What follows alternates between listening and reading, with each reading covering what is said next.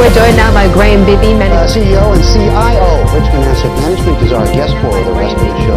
Here to help us make sense of these markets is Bibby, Managing Director, Richmond Asset Management, joining us live. Every week we do analysis on 46 world markets for momentum. And how do you know when to deploy your cash and buy back in?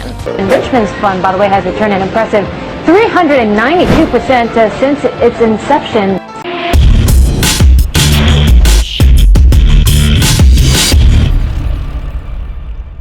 Look, Dad, the way that LinkedIn video works, if you've been watching some of the videos, is we've only got a short time frame. So I know this is going to be a challenge for you, but we're going to have to keep it quite short. In your career as an entrepreneur, you've done so many different things. What's one of the traits or habits that you've noticed that has been attributable to your success? I think the first thing is belief.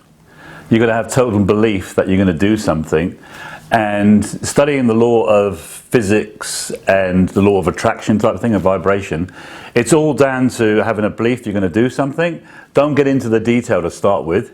Just have a commitment you're going to do it, and then things will fall in place around your vibration level. You will attract the people into your life. So when I went to Hong Kong, I didn't know anyone, but within a month I'd set up Richmond. And when I did a first development in Thailand, I didn't know anything about development, so it all just came into place. That you went to Hong Kong, was it 91, was it? 1991, yeah. So I was 5 years old? You were 5, yeah.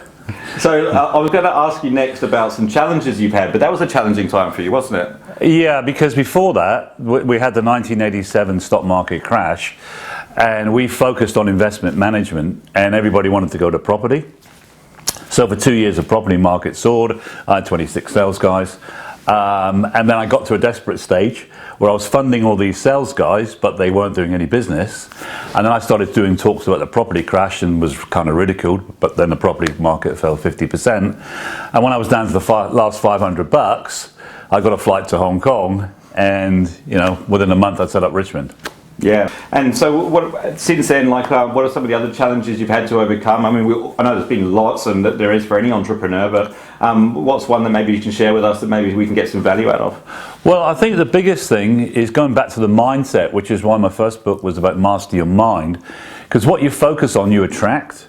So sometimes if you've got some negative stuff going on, and you just focus too much on that negative detail, you attract more. So, we've had the tsunami in Thailand, which happened. We had the army take over.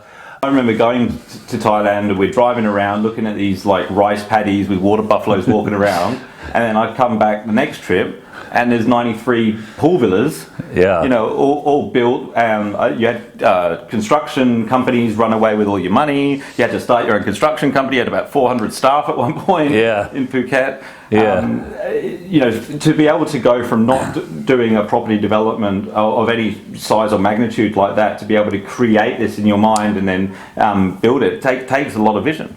Yeah, I built single houses before, and I'm not sure if you remember, but I built my first house in England when I was about 26, and that was from a builder that went bankrupt on a sloping site which was 45 degrees.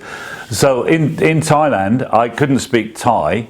I hadn't done a development like that before, but again, when I saw the opportunity, there was only 2 developments on the island. And it has become the rich boys' playground. So I just thought, I'm going to do it. Then I met somebody who said, you should go to Bali. Spent 2 weeks going around all these villas. And then I met a French architect. And that's how people come into your life. And you do have challenges. I mean, it looks like it was all roses in Thailand. But as soon as I appeared, one mistake I made is I'm a foreigner. So they saw $sign here. So you had all sorts of people cheating you all the time, but they say you either win or you learn. So I did a lot of learning.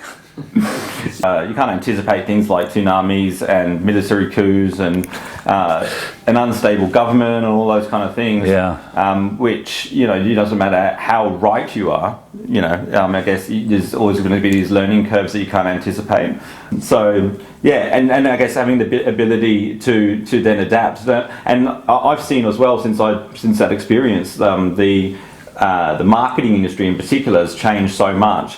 What have you noticed? As technology has become more advanced and it's changing more rapidly all the time. How has that impacted the way that you think about projects like that, or the way that you do business? Well, I think the biggest regret I have that I wasn't brought up in the computer digital age.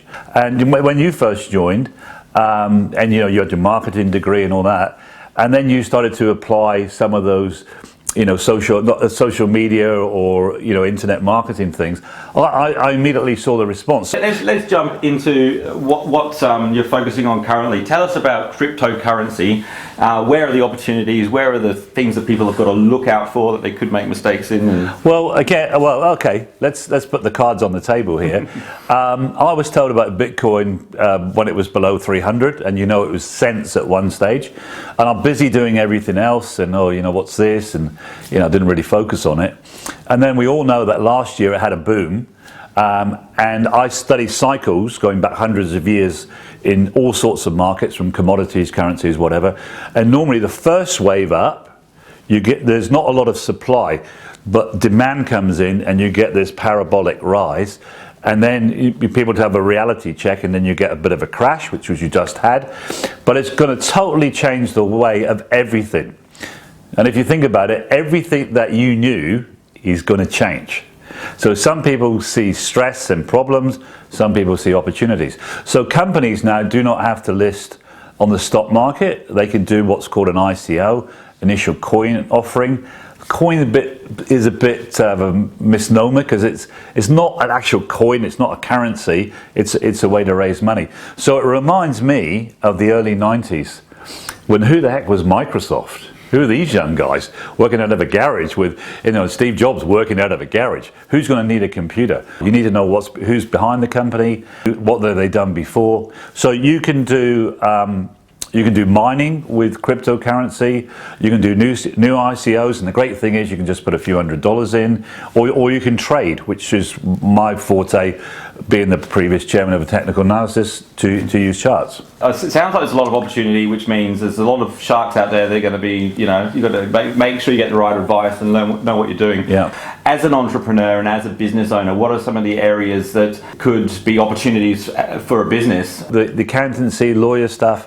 It's a big subject, so a lot of things are going to change. It's a great way for people to raise money if they're looking to expand their business, and it's a great way to invest. Yeah, the banks have been controlling Don't tell me about the banks. Money in the world for a long time. I was doing a seminar for you today, and I said, look, forget all the investment stuff. You give me all your money, and we'll invest it for a year, and we'll make 18% guaranteed return, and at the end of the year I'll give you your money back. And to be perfectly clear about this, I give you your money back and I keep the 18%. You'll all be laughing. But what happens with the banks?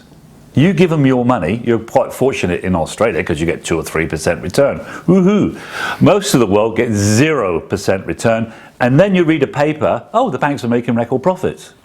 Hello, they're making it from your money. Dad, if you could be a superhero, who would you be and why? Because I've seen this on your program before, and I think I'd be Iron Man. So you have been watching. I have been watching. I love it. It's great, because I watch other things and they're like an hour and a half. I can't do that. 10 minutes, great, got it.